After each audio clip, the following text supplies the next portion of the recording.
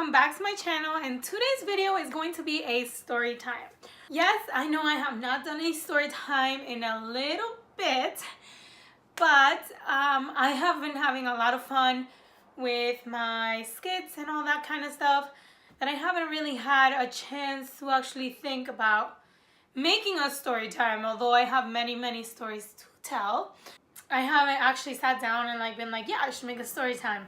But the other day I was having a conversation with my sister, and I was like giving her all the ideas that I had for skits, and she was like, why don't you just do another story time? Like, people actually enjoy story times, and I didn't know. And so I was a little bit skeptical at first because I didn't know if I should do a story time or not. But then I went on Instagram and I did a poll over on that, and people actually want to hear a story time. So without further ado, let's get into the story time. Okay.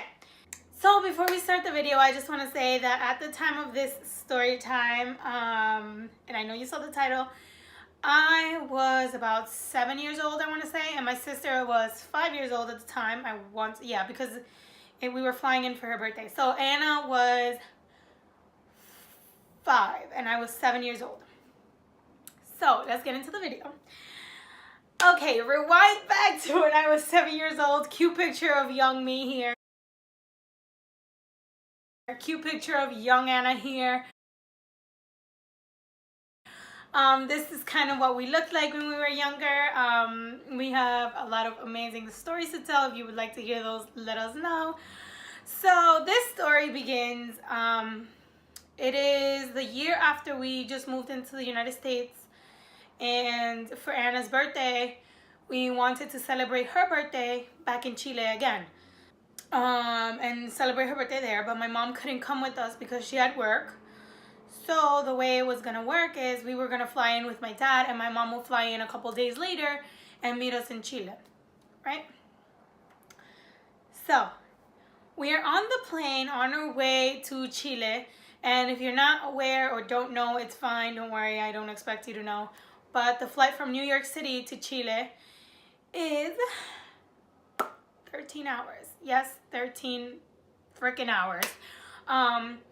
It is just like flying over to Japan or any other opposite side of the world country. I will put a link. I will not put a link. I will put a map of where Chile is on somewhere here. Insert a map of Chile. Yeah, Chile is pretty far down in South America, and it's a little strip. So that's why it takes very long to get from here down to Chile. Yes, I am half Dominican and half Chilean. Anna and I both were born in Chile. Therefore, we wanted to celebrate her birthday where we were born. Yes, we do now have more of our Dominican culture because we do live in Washington Heights, but that doesn't mean that we don't celebrate, Chilean culture and Chilean traditions. But yeah, so we do it all. We celebrate both. We do both because we are both. But at the time, we really wanted to celebrate Anna's birthday down there, so that's what we were going to do. So the flight is 13 hours, and we were on the flight, and I believe if you have any medication while you're flying out to a different country, you should keep that with your carry-on, and you should not check that in, just in case if it's any important medication, like maybe, if you suffer from different things like diabetes and things like that, if you might need it on demand, then it's something you really want to do and travel. Then it's something you really want to travel with close to you. So like carry-on would be perfect. A little book bag would be perfect. So that would be where you want to carry your medicine. Anna at the time had beginning suffering from, I think, motion sickness, car sickness. Like, she would get sick when we were in a car. So Anna would not be okay if you were driving and she was in the back of the seat. So because of that, we kind of kept aspirin and not aspirin. What is that? Those ibuprofen and Tylenol to make sure that she would be okay. Headache wise, whatever. We just make sure we always have the essential medication on us, right? So we are flying this 13-hour flight, And I'm a person that does not like to sleep while I'm on a plane. That's not me. I do not sleep while I'm on a plane. I cannot sleep while I'm on a plane. I want to be able to be alert. If something were to happen, I can save the day. Just kidding, I can't sleep on a plane. So we were on the plane, and Anna's head starts to really, really hurt. And my dad was knocked out next to me. So it was my dad, me, Anna. And the way it went, it was like that. So I was sitting in the middle, and they were both sitting on the edges. And Anna wasn't really feeling well at the time. And I remember her telling me, like, I do not feel well. I don't know what to do. My dad was knocked out. And I tapped him on the shoulder. I was like, hey, Anna doesn't feel good. Is there anything I can give her to, like, make her feel better? And my dad, the interesting man that he is, he goes, yeah, it's the white pill in the carry-on bag, right? So I'm like looking through, you know, the carry-on bag. I get the carry-on. My little 7-year-old self gets the carry-on bag. And I open it and I find the little white pill and I give it to Anna and I'm like, take this, it'll make you feel better.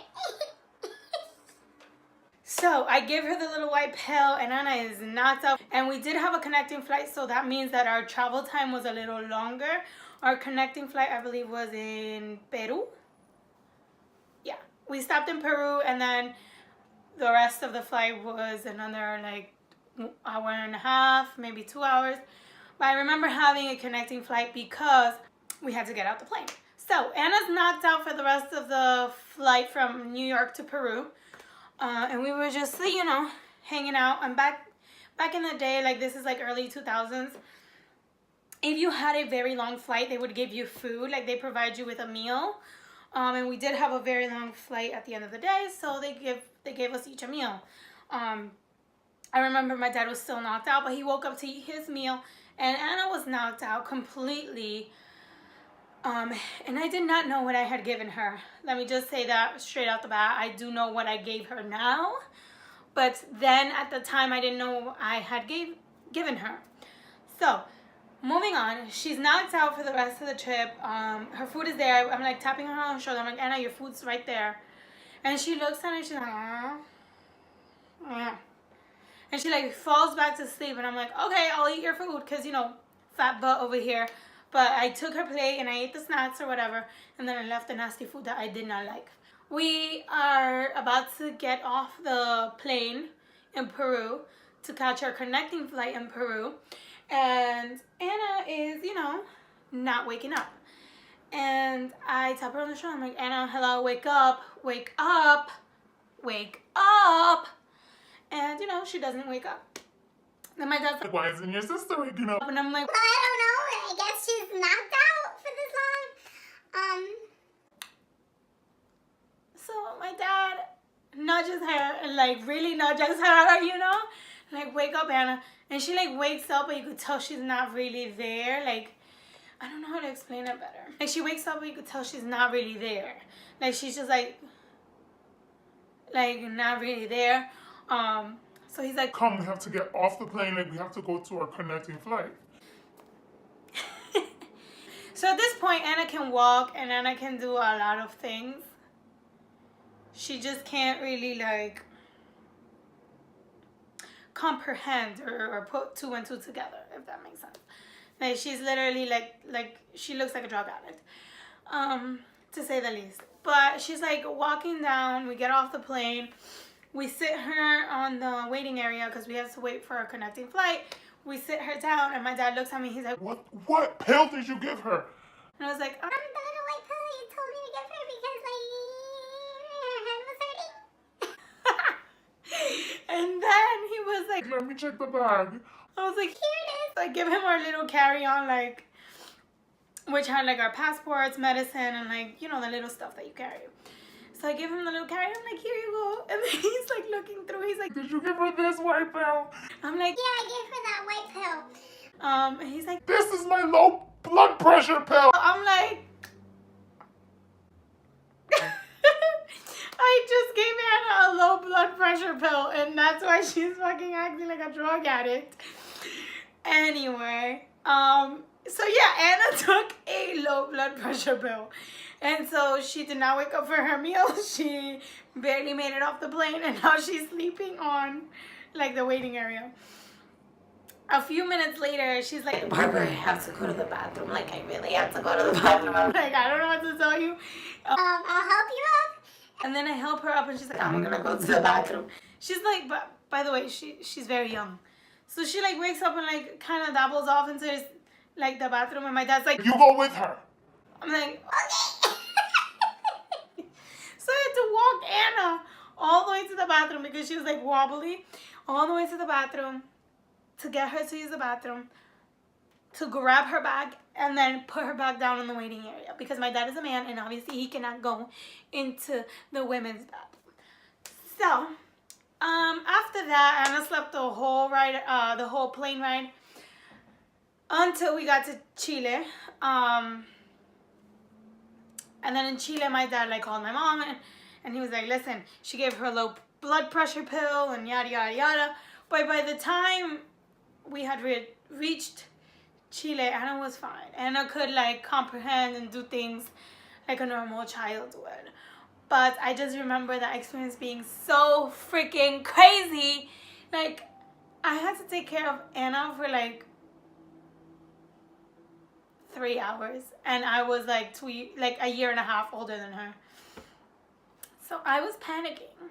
I panicked.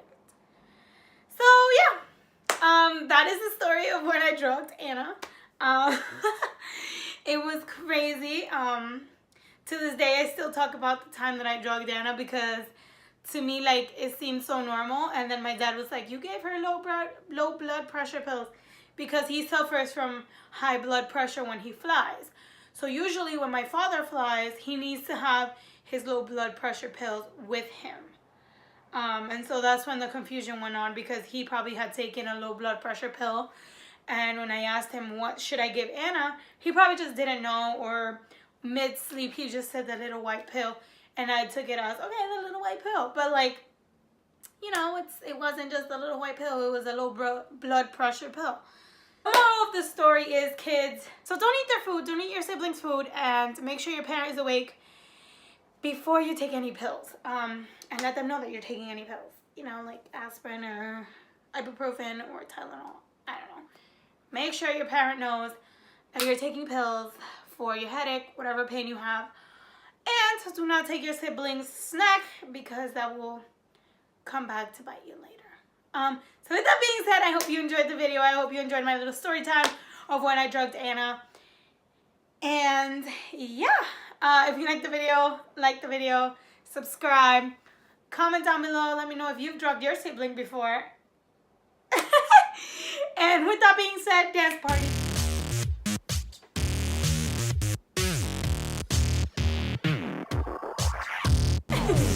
See you in the next one.